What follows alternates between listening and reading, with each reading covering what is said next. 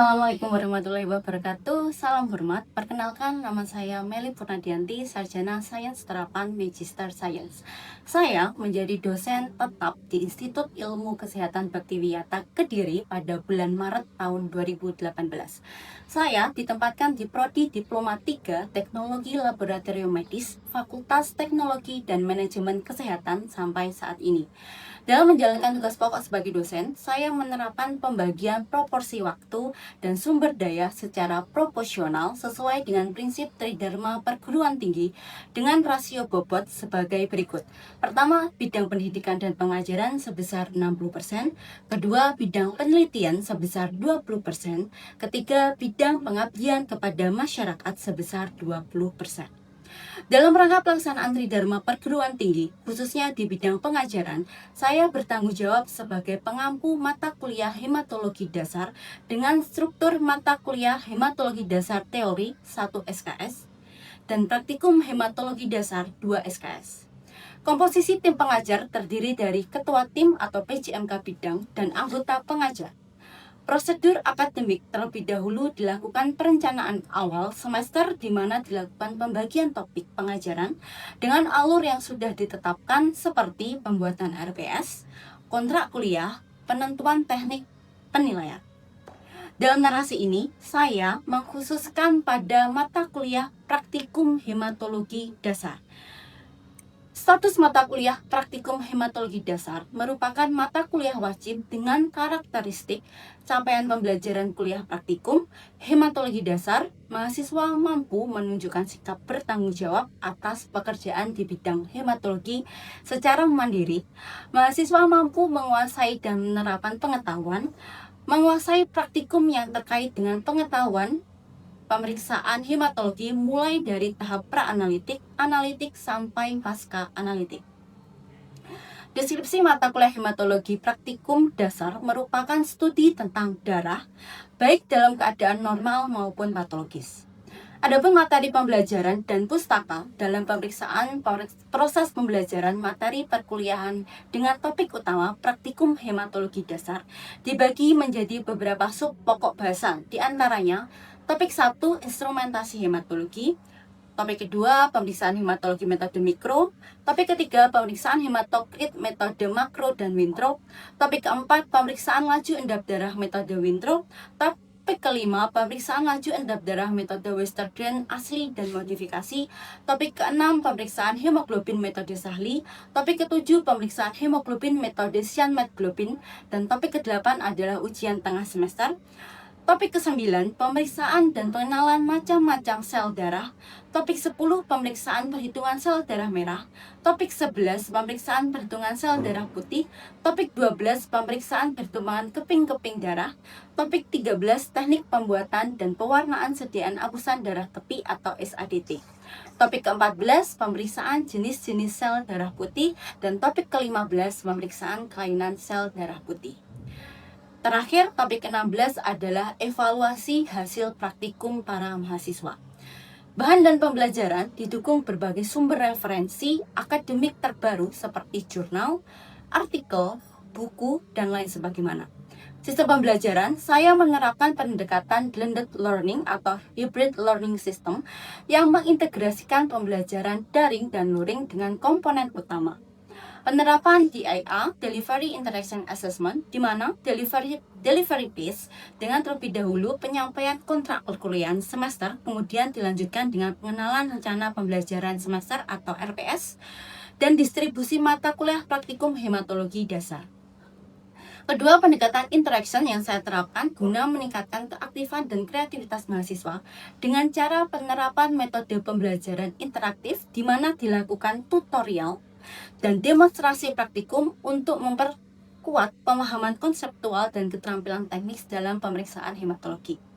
Terakhir, asesmen dan penilaian yang dilaksanakan pada akhir perkuliahan praktikum, di mana komponen penilaian yang saya dan tim terapkan untuk mengukur aspek kognitif, psikomotorik, afektif, dengan komposisi sebagai berikut: ujian tengah semester atau UTS atau pretest sebesar 30%, tugas artikel ilmiah dan laporan sebesar 10%, kehadiran dan partisipasi mahasiswa sebesar 20%, terakhir ujian praktikum atau ujian akhir semester atau UAS sebesar 40%.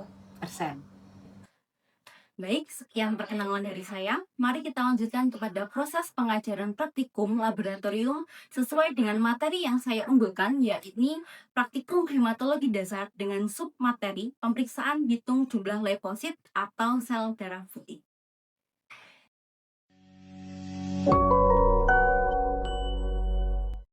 Assalamualaikum warahmatullahi wabarakatuh. Waalaikumsalam warahmatullahi wabarakatuh. Selamat pagi semuanya. Pagi, Bu.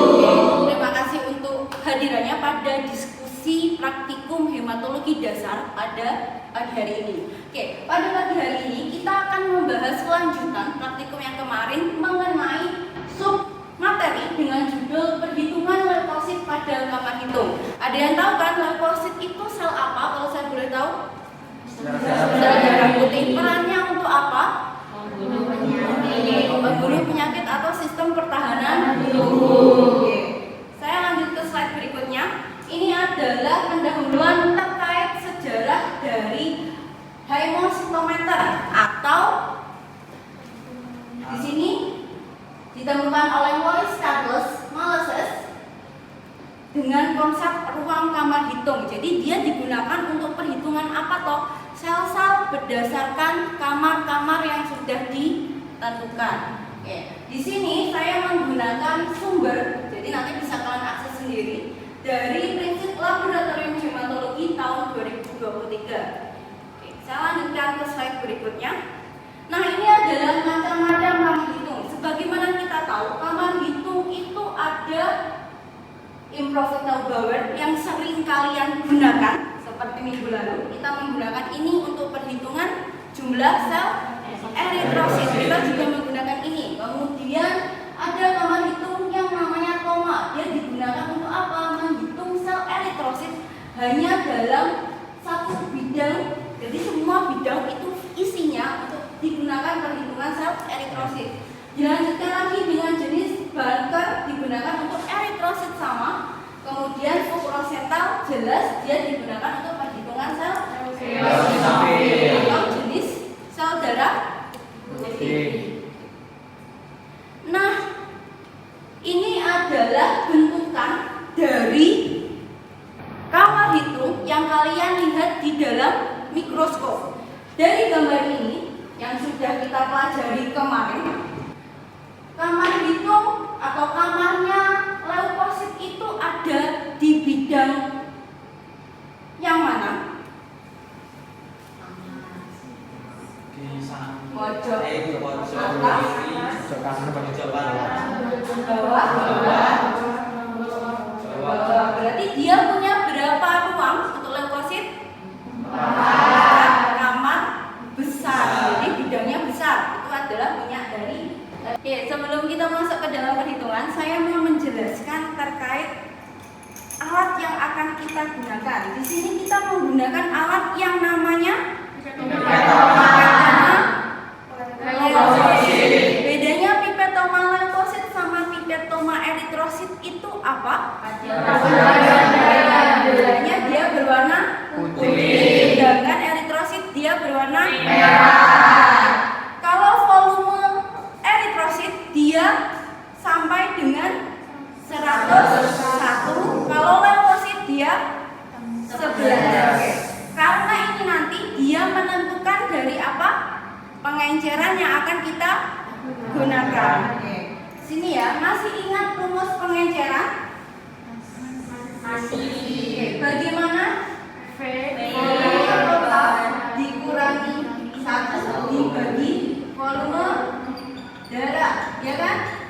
Seumpamanya volume eritrosit leukosit dia sampai tanda 11. Berarti ini saya tulis 11, saya kurangi 1 dibagi darah yang akan kita hisap. Kalau kita menghisap darah sampai dengan tanda 0,5, berarti yang kita tuliskan di sini adalah 0,5. Berarti pengencerannya kita menggunakan berapa?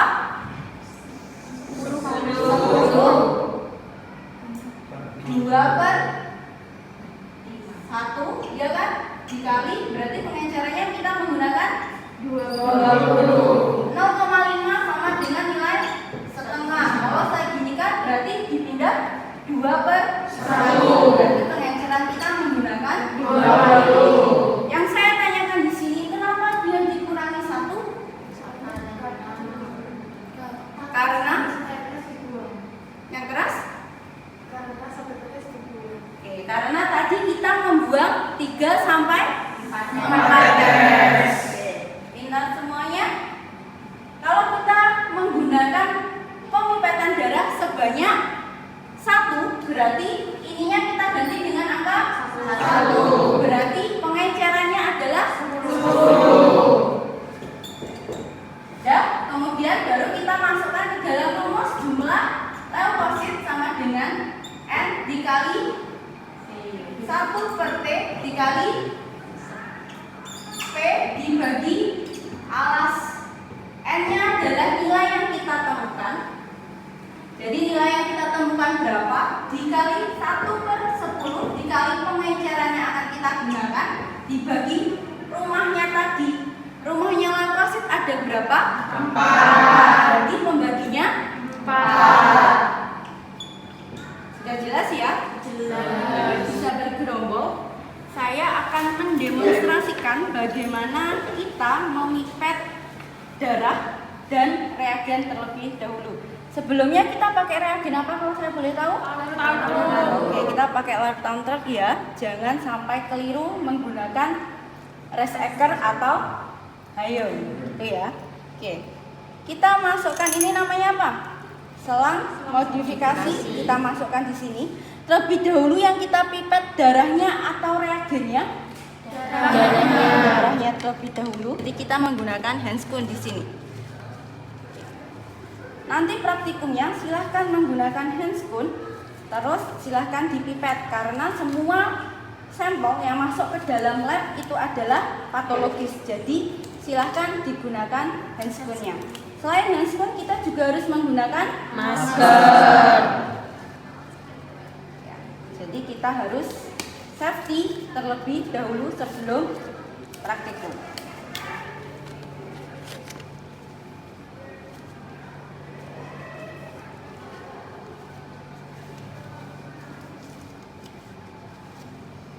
Oke, sudah?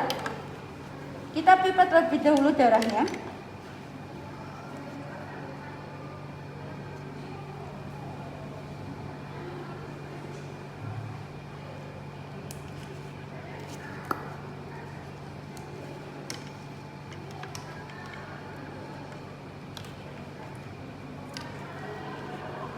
Sebanyak sampai tanda berapa kalau saya boleh tahu? 0,5. Oke. Kita pakai 0,5 ya. Kita pipet darah sampai dengan tanda 0,5.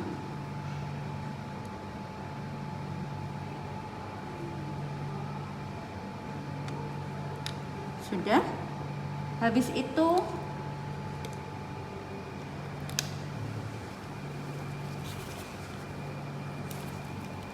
kita pipet reagen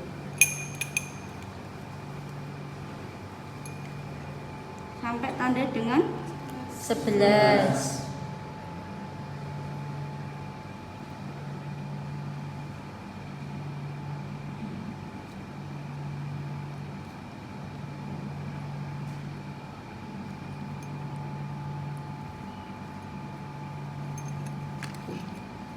Sudah. Kita homogenkan.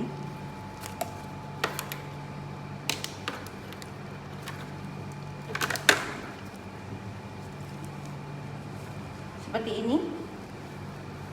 Berapa kali? 10 kali.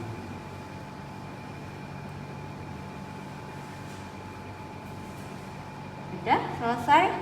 Kita taruh terlebih dahulu di atas cawan petri yang berisi dengan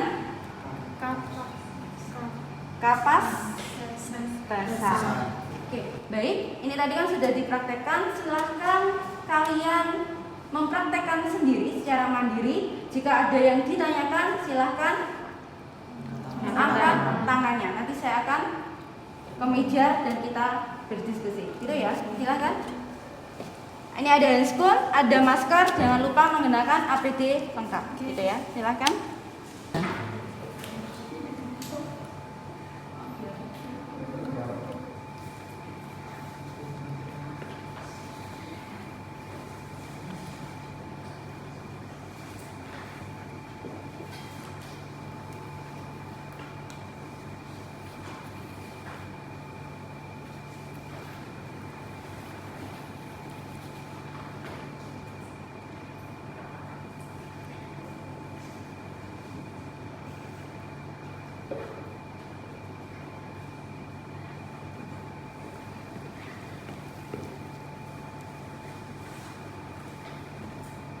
Bagaimana? Bisa pilih.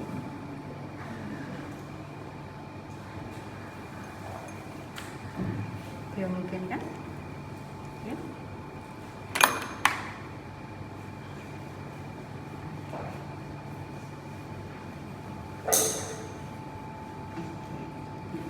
Didiamkan dulu 5-8 menit di dalam cawan Petri. Habis itu dilakukan pemeriksaan di mikroskop.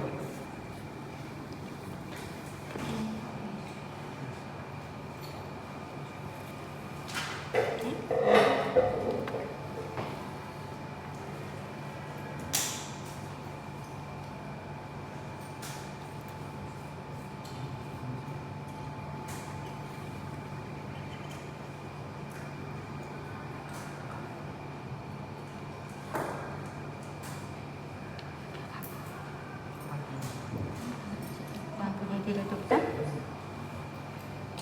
Kalau terlalu terang.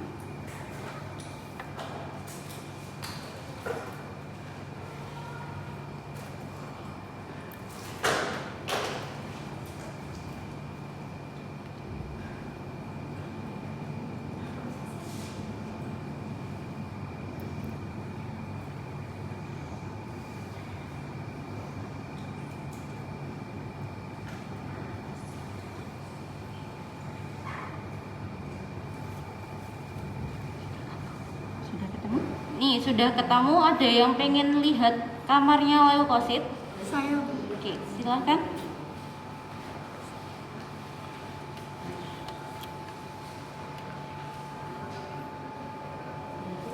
Lihat, sudah kamarnya leukosit. Kemudian kita teteskan.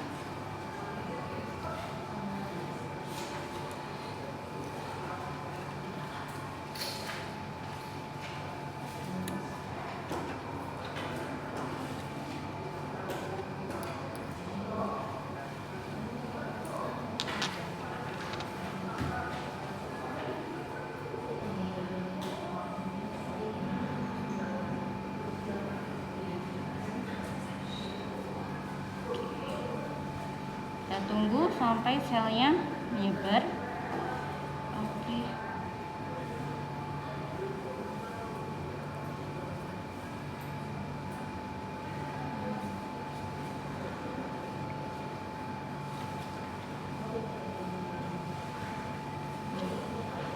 Ini ya sel leukosit. Ada yang pengen tahu sel leukosit? Silakan.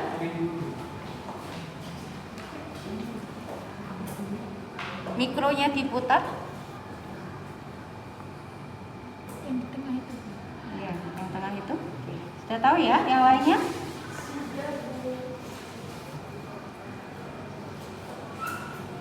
Oke, nanti cari yang bentuknya dia berinti transparan, intinya berwarna hitam kalau di dalam mikroskop. ACC Bu.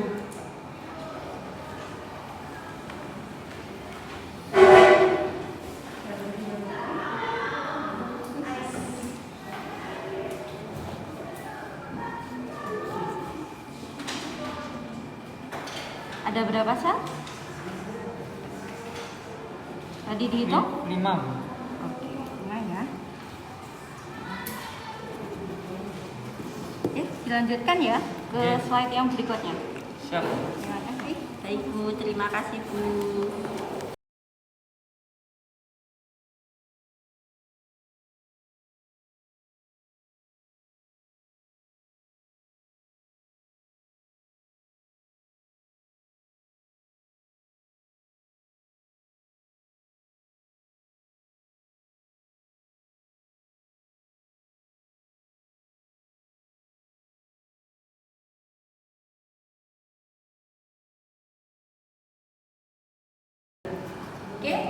Demikian praktikum kita hari ini. Semoga hari ini membawa manfaat bagi kalian dan bagi saya juga. Jadi kita sama-sama dapat ilmu timbal balik.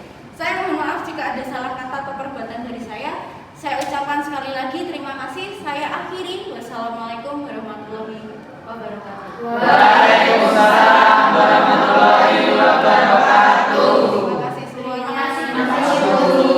Boleh dibereskan, disapu dan ditata seperti biasanya ya.